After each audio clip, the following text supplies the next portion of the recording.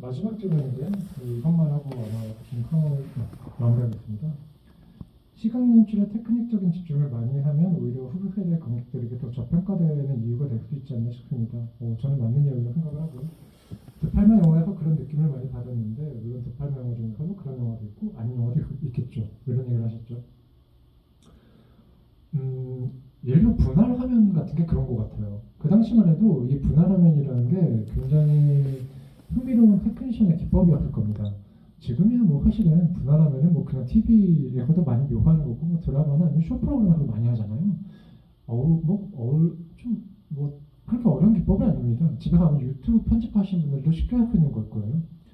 그런데 그 당시만 해도 굉장히 센세이션한 문법이고, 근데 다만 뭐냐면 드팔마가 이 분할 화면을 받아들였을 때 태도라는 거죠. 아까 제가 스플릿 포커스 기법을 말씀드렸는데, 이거는 한 장면에서 처리가 되는 거죠. 두 가지 정보가 한 장면에 있는 겁니다. 근데 이렇게 처리하면 될 걸 왜 분할 화면을 쓰는 걸까? 여기서부터 다른 정보값을 처리해야 됩니다. 예를 들면 아까 제가 처음 말씀드렸던 그 시스터즈의 한 장면 넘어가 보면, 거기서 결국에는 살해당하는 남자가 있습니다. 그리고 살해당한 남자가 내가 살해당하고 있다, 그리고 죽어가고 있다는 건 창문 밖에 누군가에게 구원 신호를 보내고 있죠. 그 순간에 보면 이제 시점이 하나 생기는 겁니다. 그러니까 스플릿 포커스 같은 경우는 이 대상은 관객이에요. 관객에게 어떤 정보를 주기 위해서 한 장면을 구성을 할 때 스플릿 포커스가 쓰이는데, 이 분할하면은 그 안에서 다른 시점을 하나 동원할 때 결국 쓰이는 겁니다. 관객은 그때 두 가지 정보를 얻는 것 같지만, 스플릿 포커스 같은 두 가지 정보를 얻는 것 같지만 양상이 달라요. 스플릿 포커스는 그 안에 정보가 있고 그 정보를 받아들이는 하나의 매개가 있는 겁니다. 그러니까 두 가지 정보가 있는 게 아니라 정보와 감정이 공존하는 겁니다. 그리고 그때 관객은 이 사람의 심리에 이입하게 돼 있고 이 정보를 같이 읽게 되는 겁니다.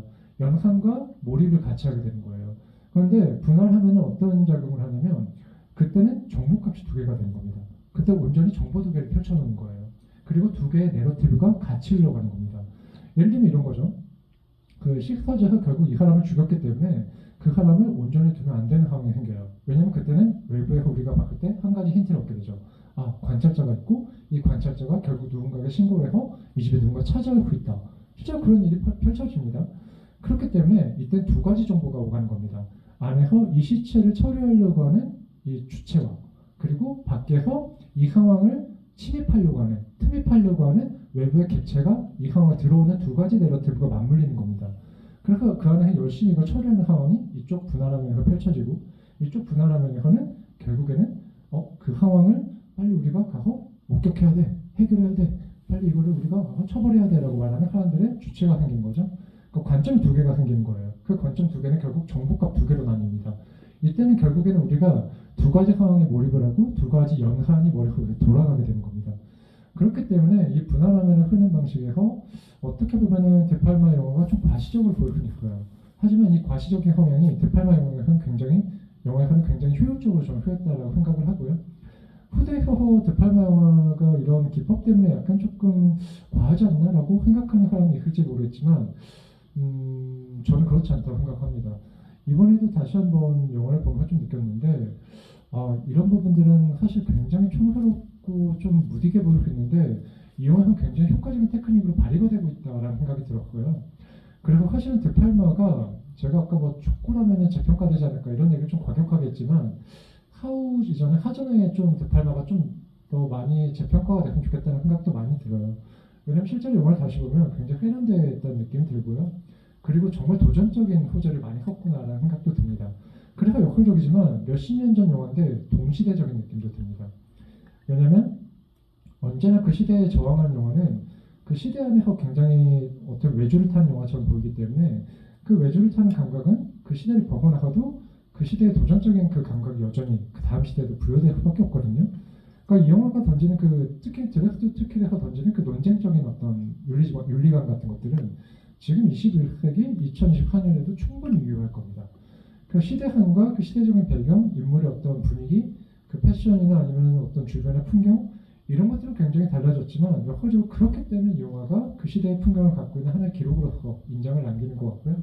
역설적이지만 이 영화가 던지는 어떤 도전적인 의식 같은 것들은 지금 현대 감독들 혹은 창작자들도 한 번 정도 익히 봐둬야 될 만한 그런 사례가 아닐까라는 생각이 많이 들어요.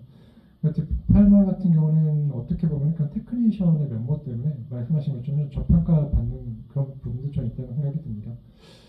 하지만 타란티노 같은 감독이 괜히 뭔가 팔마를 좋아하는 건 아니겠죠. 사실 오기 전에 굉장히 걱정이 많았습니다.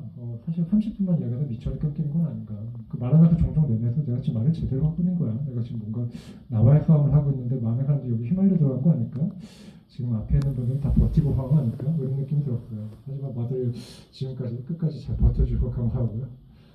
어쨌든 이 드팔마와 히치콕 영화를 보는 데 있어서 제가 뭔가 충분하고 상세하게 완벽하게 설명을 해드린 것 같지는 않지만 약간 오늘 제가 했던 얘기 듣고 그 영화 한번 보고 싶다라는 생각만 들었다고 해도 내 성공적 로맨틱한 자료가 아니었을까라는 생각이 듭니다.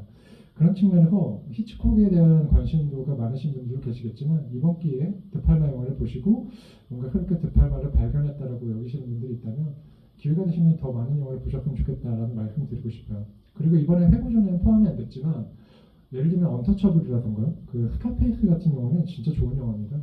스카페이스는 뭐 하우드 호크의 그 고전 영화를 다시 리메이크하기도 했고 동시에 거기서 사실은 어떻게 보면 알파치노의 굉장한 연기를 보여준 작품이기도 하지만 사실은 대부만큼이나 중요한 영화가 저는 스카페이스라는 생각이 들기도 하기 때문에 이 영화는 고전적인 뉘앙스를 결국 현대적인 어떤 뉘앙스로 어떻게 해결할 수 있는가 그리고 모더니즘의 어떤 영화를 어떻게 반영할 수 있는가를 보여주는 굉장히 중요한 사례라는 생각이 듭니다. 동시에 그리고 칼리토라는 영화도 꼭 추천하고 싶은데요. 칼리토 역시도 알파치노가 맡은 약간 누아르 갱스터 영화예요. 근데 이 영화는 사실 굉장히 좀 씁쓸한 약간 파국에 가까운 결말을 기다리고 있는데 흥미롭게도 그 파국을 처음부터 아예 오픈해버리고 시작한 영화입니다.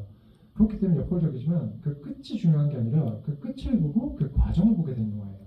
특히나 이 영화에서 중반부에 나오는 그 기차 추격신이 있는데 이 부분을 보면 드팔마의 테크니션의 면모가 정말 절정에 이르렀구나를 알 수 있는 영화고 이 영화야말로 드팔마의 최고 작품 중에 하나라고 분명히 추천해드리고 싶습니다.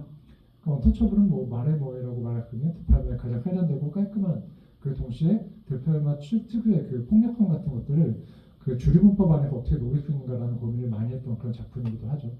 특히나 이 영화는 전환 포테킨에 나오는 그 몽타주 기법, 그 몽타주 씬에서 나오는 그 유목차가 계단을 굴러떨어지는 그 흥미진진한 씬이 있죠. 이런 것들이 굉장히 드팔마시고 굉장히 흥미롭게 오마주한 장면이 있는데 그렇기 때문에 영화사 안에서도 굉장히 회자될 수밖에 없는 작품이기도 합니다. 그런 측면에서 드팔마 영화를 뭐 다시 찾아보셔도 좋을 것 같다는 생각이 들고요. 히치콕 영화 중에서는 뭐 이미 많은 걸 보실 수도 있었겠지만 새 같은 영화는 역시나 저도 굉장히 좋아하는 영화인데 그 영화를 뭐 한번 보셔도 좋을 것 같고 예전 영화 중에는 아마 이 영화를 찾아보실 수 있을 거라 생각이 드는데 이왕 보신다면 하수인 같은 작품 찾아보시면 좋을 것 같습니다. 이 영화가 사실은 히치콕의 시스터즈 같은 영화거든요. 히치콕의 경력이 처음으로 주목을 받게 된 그리고 영국에서 처음 경력을 시작하면서 이 사람 주목을 받게 만든 하나의 결정적인 영화가 됐는데 그렇기 때문에 이 영화를 아마 보실 수 있다면 그것도 좋은 기회가 되지 않을까 생각이 듭니다. 아무튼 다들 오늘 주말인데 이렇게 제 이야기를 버텨주셔서 다시 한번 감사드리고요. 네. 이제 남은 주말 그리고 이후에 히치콕과 뭔가 드팔마 영화를 다시 한번 여운을 갖고 되새길 수 있는데 이 말에 기여를 했다면 저 역시도 반갑고 뿌듯한 자리일 것 같습니다. 다들 수고 많으셨습니다. 조심히 들어가세요.